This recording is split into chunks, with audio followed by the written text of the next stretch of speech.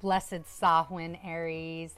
Welcome to your All Hallows Eve reading. I am so honored on this beautiful Day of the Dead, this beautiful Witches' New Year, to bring you this reading, honoring your ancestors, honoring all of our ancestors and the messages that they have for us for each of our signs. If you do know your natal aspects, your sun, moon, and rising, the intention for this reading is that you do utilize each of those to get a clear, holistic picture, so that way you know what's most coming in on this amazing new year, on this amazing time where the veils have thinned and we can hear these really clear messages from the other side, from those that love, support, guide, and protect us always, our ancestors, our goon. All right, so we're going to start off. It is the first day of Scorpio season when I'm recording this, so we do have transformation, we do have death and rebirth here to help guide this reading as well as the ancestors, and I'm excited. Messages have already started coming in, so let's go ahead and get started. So the first question for the ancestors was, what are they trying to assist and support Aries with in their life and career path? And we got the King of Swords. King of Swords is this card of feeling. Throughout this whole reading here, the message was really clear from the ancestors that Aries, there may be a lot of feelings coming up right now, whether they're strongly guided from, a 5D and enhanced, a positive aspect, or feelings that are dragging you down, dragging you further into that 3D, into limited mindset, etc. Wherever that is for you, Aries, there is this common theme of feeling coming in. We just had this beautiful full moon in Aries that just occurred, as well as the Libra new moon earlier in October, where we've really been working with our feelings. Our feelings have been really challenged, the stories that we tell ourselves, the feelings around our past. All of these things have kind of been drug up, and as the Scorpion is here to really help us burrow deep and bring out all of the shadow energy that we need to release, we need to allow to die, so that way we can be reborn and transform. We need to remember to keep our hearts open. We need to remember that through our life and our career path, there's this piece where you really want to have this emotional tie into, you've got pride. You got pride in what you do, the life that you're leading, the careers that you've chosen. You want to have that showcased, especially Aries, right? Like, look at me, look at what I'm doing. I've got all this fire, I've got all this energy. And all of that can really be profitable for Aries because they're the action movers. They're the ones that go forward and land things and do all of the things necessary to continue to push themselves into that prosperous cycle.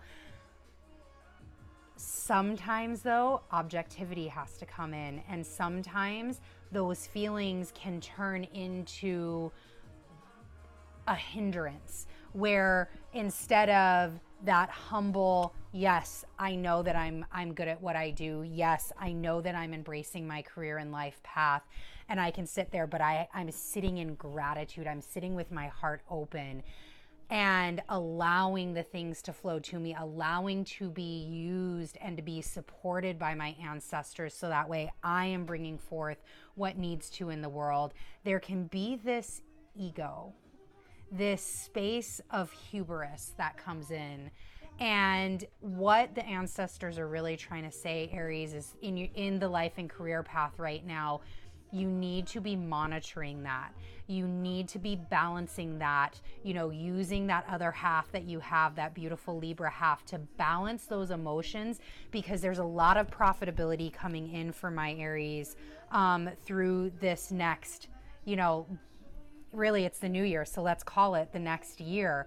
There's a lot of prosperity that's going to be able to be there, but just as quickly as it comes, it can also be removed. So stay humble, stay in gratitude, stay with your heart open, and don't forget that space as you begin to flourish and thrive in your life and career path. Next question is, how are the ancestors trying to support you in your love and relationships? And we have the 9 of Wands. And I love that the wands came out, and in this deck, the wands are actually represented by red. So the 9 of Wands, with that, wands are typically fast action, which is great news when we're talking about love and relationships. So, if you're in a romantic relationship with somebody, this could mean some fast action. There's a lot of success and achievement within this 9 of Wands card. It could mean there is, if you were looking to take your relationship to the next level, Aries, this could be that happening very, very quickly. What the 9 of Wands does, and the ancestors for sure just got full goosebumps, are really wanting to make sure that you understand, Aries, is this is all things that involve love and relationships right now for you, and over this next year, you have to go in with the mindset of the long haul. This is long-term energy here, Aries. So if you are not prepared yet for that long haul, exercise patience. Or if you are prepared for the long haul, but there's a stagnation on the other half of that relationship, but this is what you're committed to, you know that this is the right path for you, then exercise patience. Use your patience to wait. As we know, harvest comes in 3 parts, ending in Samhain with the crone. So the goddess comes in 3 different terms: the maiden, the mother, and the crone. And that is the 3 different aspects of our harvest season. We end harvest today, Samhain. This is the end of that time. It is where now death takes over in order to be reborn into the maiden. So when you look, this is, this card is representing harvest. It takes time, it takes patience. But know that if you want to cultivate all of that beauty and that love and the relationship that you want, whether that is platonic, career, friendship, family relationships, or romantic, it takes time, and you need to be in it for the long haul. Next question was an aspect that the ancestors are calling attention to for you. And you've got the 5 of Swords here. So again, with going back to this King of Swords, there is some inner conflict going on, Aries. This is what the ancestors are bringing to you. There is an inner conflict, an inner emotional need to gain maturity. Or if you do feel like you're in that emotionally mature state, just know that this wave of emotions, you got to ride through it. You got to find that balance. Don't oppose it. Please go with the flow is what they're saying. This is really a time where you can take all of the lessons, you can take all of the things that you've learned and really start to apply it, to allow it to just ebb and flow with you. This is not a time, if you look at this card here, they've got these swords that are pointed at them, right? And it kind of looks like almost they just got married, right? She's got this bouquet here. It almost looks like they just got married. So again, might be part of that love and relationship here, but they've got all of this inner conflict coming at them, or maybe even outer conflict, right? Where, this may be people telling you it's never going to work. This may be your family not saying things that they should be, encouraging you for. This may be, well, we're trying to get the business started and we're running into roadblocks. Whatever these swords are that are coming at you, oh, I'm not good enough. Oh, I've done that in the past, or, this isn't going to work. Know, especially if this is a relationship, that it's in working together. It is, if you continue to oppose those, if you're like, nah, get away, and just start swacking at them, you're going to cut yourself. It's not going to be the path and the process that is going to be most suitable for your life and career, for your love and relationship.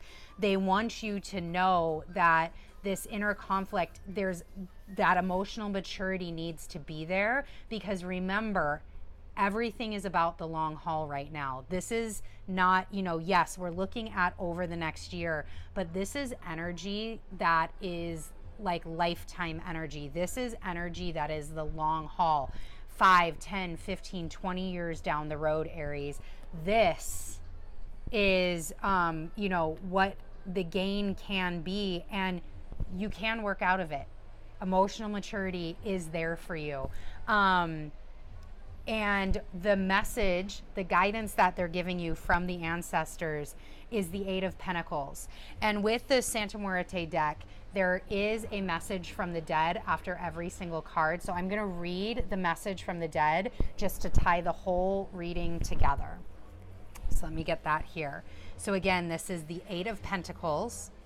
There can never be enough prudence. Therefore, face the situation with careful choices and evaluations. Also accepting advice from people you trust.